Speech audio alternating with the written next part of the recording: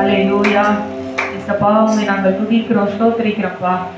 தேவனே, நீர் தொடர்ந்து ஆண்டவரே இடைப்படும்படியாக ஜெபிக்கிறோம்ப்பா. இரட்ட கொட்டைகளை ஒப்பு கொடுக்கிறோம். இயேசுவின் நாமத்தில் ஜெபிக்கிறோம். முதல் வார்த்தை வந்து ஆண்டி பேசிட்டாங்க. இரண்டாவது வார்த்தையாக இயேசுப்பா சிலுவையில் என்ன பேசினார்னா, லூக்கா 23ஆம் அதிகாரம் 43வது வசனத்துல, லூக்கா 23:43,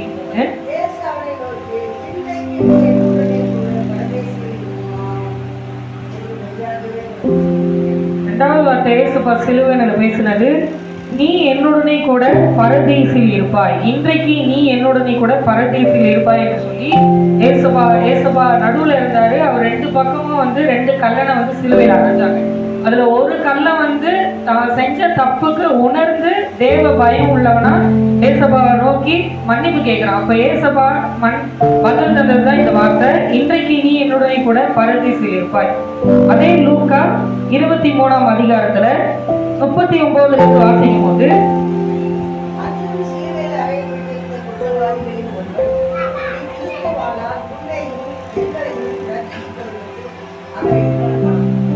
அன்றையும் சிலுவையில் அறையப்பட்டிருந்த குற்றவாளிகளில் ஒருவன், நீ கிறிஸ்துவானால் உன்னையும் எங்களையும் ரட்சித்துக் கொள் என்று அவரை பார்த்து இகழ்ந்தான்.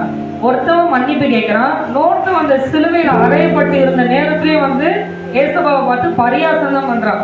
நீ கிறிஸ்துவானா எங்களையும் உன்னையும் சேர்த்து ரட்சித்துக்கோ அப்படின்னு சொல்லி அந்த நேரத்துல ஏசப்பாவை பார்த்து ஒரு மாதிரி எப்படி சொல்றது, திமுறா பேசுற மாதிரி தான் பேசுறான். ஆனா இன்னொருத்தவன் என்ன பண்றான்னா, மற்றவன் அவனை நோக்கி, நீ இந்த ஆக்கினைக்கு உட்பட்டவனா இருந்தும் தேவனுக்கு பயப்படுகிறது இல்லையோ?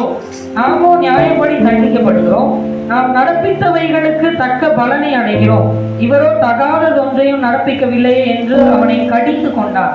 இன்னொருத்தவன் என்ன பண்றான்னா, அந்த ஏசப்பாவை பார்த்து பரியாசம் பண்றவனை பார்த்து இன்னொரு கல்லன் சொல்றான், நம்ம வந்து தப்பு பண்ணோம், நியாயப்படி தண்டிக்கப்படுறோம், ஆனா இவர் எந்த தப்பும் பண்ணலையே, இவர் ஏன் தண்டிக்கப்படுறான்னு சொல்லி அவனை பார்த்து சொல்றான்.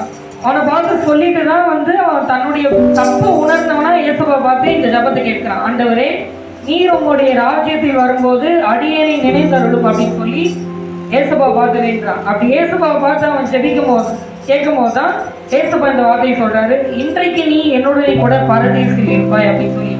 அவன் லாஸ்ட் நேரத்துல அந்த சாக போறோன்ற அந்த மரண தருவாயில கூட ஒருத்தன் வந்து ஏசப்பாவை பார்த்து ஜெபிச்சதுனால ஏசப்பா வந்து அந்த பதில தராரு, நீ இன்றைக்கு என்னுடனே கூட பரதீசில் இருப்பாய். பரதீஸ்னா இங்கிலீஷ்ல பாரடைஸ் அப்படின்னு சொல்லுவாங்க. பாரடைஸ்னா தேவனுடைய ராஜ்யம், பரலோக ராஜ்யம் சொல்லுவாங்க. அதே லூக்கா 16ஆம் அதிகாரம், லூக்கா 16:22, பின்பு அந்த தரித்திரன் மரித்து தேவ தூதரால் ஆபிரகாமுடைய மடியிலே கொண்டு போய் விடப்பட்டான். அந்த பரதேசுன்றதுக்கு இன்னொரு பேர் பைபிள்ல சொல்லியிருக்காங்க, ஆபிரகாமின் மடி அப்படின்னு சொல்லி லூக்கா 16ஆம் அதிகாரம் 22ஆம் வசனத்துல சொல்லியிருக்காங்க. இதே இந்த அதிகாரத்துல ஏசப்பா சீஷர் கிட்ட சொல்றாரு, ஒரு ஐஸ்வர்யம் உள்ள மனுஷன் இருந்தான், அவன் வந்து நல்ல ஐஸ்வர்யமான விலையேற பெற்ற வஸ்திரம் தரித்து அனுதினமும் சம்பீரமாய் வாழ்ந்து கொண்டிருந்தான். ஆனா அவன் வீட்டு வாசல்ல லாசுரு என்று பெயர் கொண்ட தரித்திரன் இருந்தான். அவனுக்கு வந்து சரீரத்துல வந்து பழுக்கள் நிறைந்தவனாய் ஐஸ்வர்யவானுடைய வாசலருகே கிடந்து அவனுடைய மேஜிலிருந்து விழுந்த துணிக்கைகளாலே தன் பசியை ஆற்ற ஆசையாயிருந்தான். நாய்கள் வந்து அவன் பருக்களை நக்கிற்று. பின்பு அந்த தரித்திரன் மரித்து தேவ தூதரால் ஆபிரகாமுடைய மடியிலே கொண்டு போய் விடப்பட்டான். ஐஸ்வர்யவானும் மரித்து அடக்கம் பண்ணப்பட்டான். பாதாளத்திலே அவன் வேதனைப்படுகிற போது தன் கண்களை ஏறெடுத்து தூரத்திலே ஆபிரகாமையும் அவன் மடியிலே லாசருவையும் கண்டான். அப்பொழுது அவன், தகப்பனாகிய ஆபிரகாமே, நீர் எனக்கு இறங்கி லாசரு தன் விரலினால் நுனியை தண்ணீரில் தோய்த்து என் நாவை குளிர பண்ணும்படி அவனை அனுப்ப வேண்டும், இந்த அக்கினி ஜுவாலையில் வேதனைப்படுகிறேனே என்று கூப்பிட்டான். அதற்கு ஆபிரகாம், மகனே, நீ பூமியிலே உயிரோடு இருக்கும் காலத்தில் உன் நன்மைகளை அனுபவித்தாய், லாசருவும் அப்படியே தீமைகளை அனுபவித்தான், அதை நினைத்துக்கொள், இப்பொழுது அவன் தேற்றப்படுகிறான், நீயோ வேதனைப்படுகிறாய். இது வந்து இந்த ஐஸ்வர்யவான்ன்றது சிலுவையில ஏசப்பாவை பார்த்து ஒருத்தன் பரியாசம் பண்ணான்.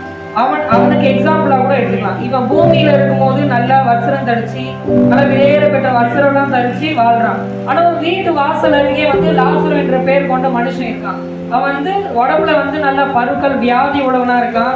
அந்த ஐஸ்வர்யம் உள்ள மனுஷன் இருக்கான். வீட்டு வாசல்ல இருக்க அந்த மேஜை, அந்த டேபிள் மேல இருக்கிற அந்த ஒரு சாப்பாடாச்சும் விழுந்தா தான் சாப்பிட்டு திருப்தி அடைந்து கொள்ளலாம் என்ற இதுல அவன் அவ்வளவு வறுமையில இருந்தான். ஆனா அவன் அப்படி இருக்கும்போது அந்த லாசரு என்ற மனுஷன் வந்து ஆபிரகாமின் மடியிலே தேற்றப்படுகிறான்னு சொல்லி பைபிள்ல சொல்லுது.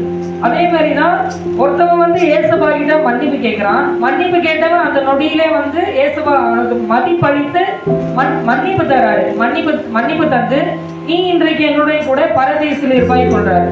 அப்போ ஒருத்தவன் வந்து ஏசப்பாட்ட மன்னிப்பு கேட்கிறான். அவன் ஏசப்பாவோட ராஜ்யத்துல ஏசப்பா கூட இருக்கான். ஆனா இன்னொருத்தவன் வந்து ஏசப்பா பார்த்து பரியாசம் பண்ணின வந்து நிச்சயமா வந்து நரகத்துல இருப்பான்ன்றது வந்து சந்தேகமே இல்லை. ஏன்னா வந்து இங்கிலீஷ்ல பரலோகத்துக்கு பாரடைஸ்ன்னு சொல்றாங்க, நரகத்துக்கு ஹெல் அப்படின்னா ஹேடேஸ் அப்படின்னு சொல்லுவாங்க. அது அதிதி அப்படின்னு சொல்லி சொல்லுவாங்க, ஆதிஸ் அப்படின்னு சொல்லி சொல்லுவாங்க தமிழ்ல. அப்ப ஆதிஸ் என்ற இதுல வந்து யோபு 10ஆம் அதிகாரம், யோபு 10:21.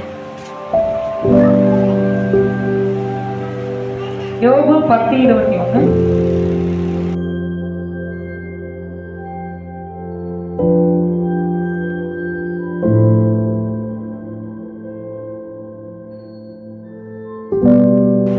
அப்ப அந்த நரகத்துக்கு பைபிள்ல யோபு 10:21 யோபு சொல்றாரு, காரிருளும் மரண அந்தகாரமுமான இருண்ட தேசமும் இருள் சூழ்ந்த ஒழுங்கில்லாத மரண அந்தகாரம் உள்ள தேசமும் ஒளியும் இருளாகும் தேசமும் ஆகிய போனால் திரும்பி வராத தேசத்துக்கு நான் போக முடியும்.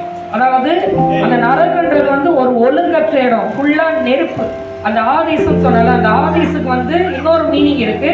அந்த ஆதிஸ் என்ற மீனிங் வந்து ஃபுல்லா நெருப்பு நிறைஞ்ச இடம் சொல்லுவாங்க. அதே மாதிரிதான் பைபிள்ல சொல்லியிருக்காங்க, ஒரு ஒழுங்கில்லாத இடம், ஃபுல்லா இருளான இடம். அந்த இடத்துல வந்து அழுகையும் பற்கடிப்பும் தான் இருக்கும் சொல்லி ஏசப்பா வந்து லூக்கா அப்புறம் மார்க் மத்தையெல்லாம் ஏசப்பா நிறைய இடத்துல சொல்லியிருப்பாரு. அந்த இருள் சூழ்ந்த இடத்துக்கு தான் வந்து ஏசப்பாவை பரியாசம் பண்ண இன்னொருத்தவன் கண்டிப்பா போயிருப்பான். இன்னொருத்தவன் வந்து ஏசப்பாட்ட மன்னிப்பு கேட்டு பரலோகத்துக்கு போயிட்டான். இன்னொருத்தவன் வந்து நரகத்துக்கு போயிட்டான்னு சொல்லிட்டு நம்ம கன்ஃபார்மா சொல்லலாம். அதே மாதிரிதான் ஏசப்பா அன்னைக்கு வந்து அந்த கல்லை வந்து கடைசி நேரத்திலேயாச்சும் வந்து ஏசப்பாட்ட மன்னிப்பு கேட்டு பரலோகத்துக்கு போயிட்டான். அதே மாதிரி நம்மளும் இன்னைக்கு வந்து அசால்ட்டா இருக்கக்கூடாதுன்னு சொல்லி நம்ம பார்க்கலாம். ஏன்னா வந்து நம்ம இஷ்டப்படி வாழ்ந்து கடைசி நேரத்துல சாகிற நேரத்திலேயாச்சும் ஏசப்பாட்ட மன்னிப்பு கேட்டு பரலோகத்துக்கு போயிடலாம் அப்படின்னு சொல்லி நம்ம வந்து மனசுல நினைக்கவே கூடாது. இன்னொரு வசனம் வந்து மத்தேயு 4:17 அது முதல் இயேசு மனம் திரும்புங்கள், பரலோக ராஜ்யம் சமீபித்து இருக்கிறது என்று பிரசங்கிக்க தொடங்கினார். இப்போ இயேசுவை வந்து நம்ம கிருபையின் காலத்துல வச்சிருக்காரு. அப்ப கிருபையின் காலத்தில் இருக்கும் போதே நம்ம மனம் திரும்பணும்.